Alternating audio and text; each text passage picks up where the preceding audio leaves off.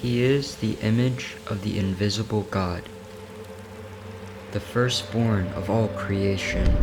For by him all things were created, in heaven and on earth, visible and invisible, whether thrones or dominions or rulers or authorities. All things were created through him and for him. And he is before all things, and in him all things hold together.